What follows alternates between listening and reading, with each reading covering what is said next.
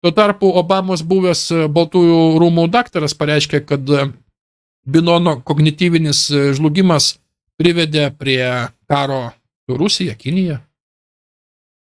Buvo atliktas Bidono testas atseit, reiškia sveikatos, ir Bidonas buvo vardintas atseit kaip puikios sveikatos, galintis, pamenat, praeitoj laidoj, galintis veikti, dirbti savo ir visą kitą, o štai buvęs Obamos, reiškia, irgi demokrato buvęs gydytojas pareiškė, kad nieko panašaus ir kad šitas beprotis tuoj prives mus prie karo.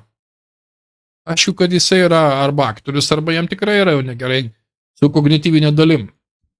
O štai Baltieji rūmai praneša, kad Bidenui buvo tiesiog vėžiukas išpjautas.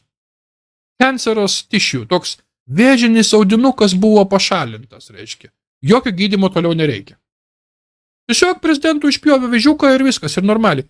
Čia jisai dirba jam, ras išpjovė vėžiuką ir jisai toliau dirba. Nei jisai ligonėje ten pagulėjo, nieko, viskas normaliai. Tiesiog šiaip vėžiuką išpjovė, suprantat? Jūs įsivaizduojat marazmo lygį iš viso tai, ką aš čia rodau. Tuo tarpu išeinantis iš darbo Tennessee demokratų kongresmenas sako, kad demokratų partija susidūrė su išnykimu savo valstijoje ir pasitikė akla viltim.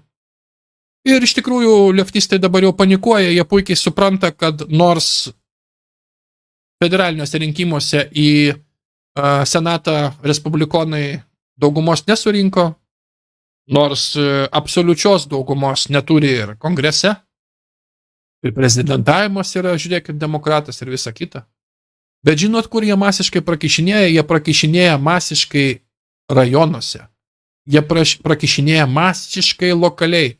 Lokaliai masiškai peridinėja, reiškia, gyventojai iš, kaip pasakyti,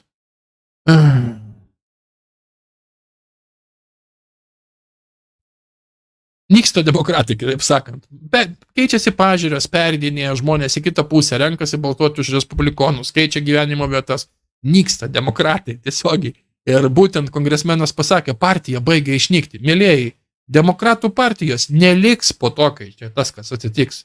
Ir gerai, nereikia tų partijų iš vis. Kas čia per partijas, kam tas partija, kam čia partinti viską, kam čia dalinti viską, kam čia skaldyti tą visuomenę. Tai tiesiog toks kelias dabar reiškia į tą. Atkreipkite dėmesį datą, 2022 metų vasario 10.